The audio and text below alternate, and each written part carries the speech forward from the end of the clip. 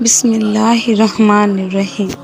حزام بن خالد اپنے خاندان کے افراد کے ساتھ ایک سفر پر تھے کہ ایک رات انہوں نے خواب دیکھا کہ وہ ایک انتہائی خوبصورت سرسبز زبرجد کے موتیوں سے بنے ایک تخت پر بیٹھے ہیں۔ ان کے ہاتھ میں ایک نایاب موتی ہے جس کو وہ پلٹ پلٹ کر دیکھ رہے ہیں۔ اتنی دیر میں ایک مرد گھڑ سواری آتا ہے، ان کے پاس آ کر پوچھتا ہے، اے حزام بن خالد، اس موتی کو مجھے کتنے میں بیچو گے؟ حزام بن خالد کہتے ہیں کہ مجھے اس موتی کی قیمت کا علم نہیں ہے، آپ بتاؤ اس موتی کو کتنے میں خریدو گے؟ گھڑ سوار کہتا ہے کہ میں بھی تمہاری طرح اس کی قیمت سے نا آشنا ہوں اور مجھے یہ موتی ویسے بھی نایاب ہی لگتا ہے، اس لیے اگر تم مجھے یہ موتی دے دو تو اس کے بدلے میں تمہیں ہمیشہ کی سرداری، مقام و منزلت، اشرف و برکت کی ضمانت دیتا ہوں۔ حزام کہتے ہیں کہ میں نے خواب میں اس موتی کو اس گھڑ سوار کے حوالے کر دیا اور مشرف اور مقام و منزلت کو قبول کر لیا۔ اتنی دیر میں میری آنکھ کھل گئی۔ حزام بن خالد نے یہ خواب اپنے قبیلہ بن کلاب کے مؤذن کو سنایا تو انہوں نے تعبیر بتائی کہ جلد ہی تمہاری بیٹی، جو کہ ہمارے قبیلہ بنو کلاب کا نایاب موتی ہے، اس کے لیے انتہائی متبرک و عظیم و شخصیت کا رشتہ آئے گا،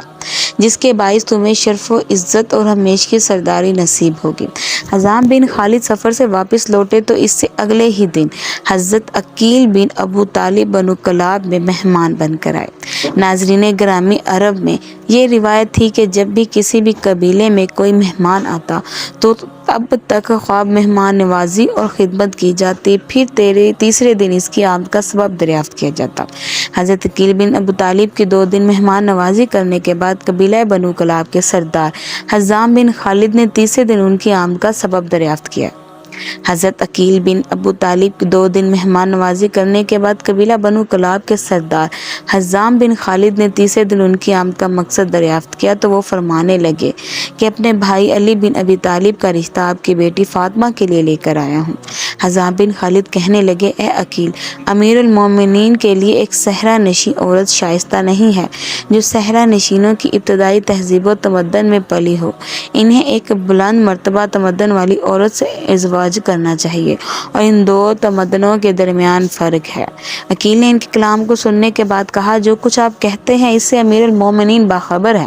اور ان انصاف کے باوجود وہ ان سے رشتہ ازدواج قائم کرنا چاہتے ہیں۔ اس کے بعد ام المؤمنین کے والد نہیں جانتے تھے کہ کیا کہیں، اس لیے حضرت عقیل سے مہلت چاہی تاکہ بیٹے کی ماں ثمامہ بنت سہیل اور خود بیٹی سے پوچھ لیں۔ جناب عقیل سے مخاطب ہو کر کہا، میں اپنی بیوی اور بیٹی سے اس بات مشورہ کر لیں۔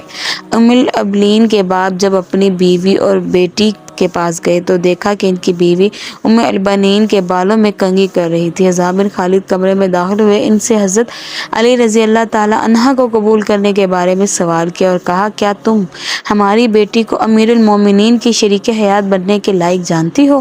جان لو کہ ان کا گھر مرکز علم و حکمت اور آداب کا گھر ہے۔ اگر تم اپنی بیٹی کو اس گھر کے خادمہ بننے کے لائق جانتی ہو تو ہم اس رشتے کو قبول کر لیں گے، اگر اس کے لائق نہیں جانتی تو انکار کر دیں گے۔ ناظرین گرامی، حضرت عقیل علم انساب کے ماہر تھے، اس لیے دختر رسول حضرت طیبہ طاہرہ فاطمہ سلام اللہ علیہ کے بعد جب حضرت علی شیر خدا رضی اللہ تعالیٰ نے محسوس کیا کہ بچوں کی دیکھ بھال اور گھرداری کے امور کے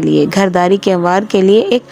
عورت کی ضرورت ہے تو آپ نے اپنے ماہر انصاف بھائی حضرت عقیل کو فرمایا، میرے لیے ایک ایسی عورت کا انتخاب کیجیے جو شجاعت اور دلیر مرد عربوں کی نسل سے ہو تاکہ میں اس کے ساتھ شادی کروں اور میرے لیے ایک بہادر اور شہسوار بیٹے کو جنم دے۔ حضرت عقیل کے مطابق بنی کلاب قریش کے بعد عربوں کا سب سے مشہور قبیلہ تھا جس کے مرد شجاعت کے لیے مشہور تھے، اس لیے حضرت عقیل نے اپنی گلاب کے سردار حزام بن خالد کی بنی بیٹی فاطمہ کا انتخاب کیا جو شجاعت و بہادری اور گھڑ سواری میں ماہر تھیں۔ خیر، جب حضرت عقیل نے حزام سے رشتہ مانگا اور حزام نے اپنی بیوی سے پوچھا کہ کیا ہماری بیٹی حضرت علی رضی اللہ تعالیٰ عنہ کے لائق ہے تو ان کی بیوی کہنے لگی، اے حزام، خدا کی قسم میں نے اپنی بیٹی فاطمہ کی تربیت بہتر انداز میں کی ہے اور یہ ہمارے قبیلے کی سب سے سعادت مند لڑکی ہے، بس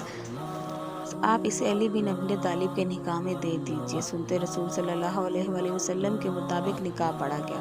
بعض مورخین نے اس نکاح کی تاریخ 23 ہجری لکھی۔ نکاح کے فوراً بعد جب حضرت علی رضی اللہ تعالیٰ عنہ فاطمہ بنت حزام کو لے کر گھر آئے تو فاطمہ بنت حزام جو شرافت کا مجسمہ تھی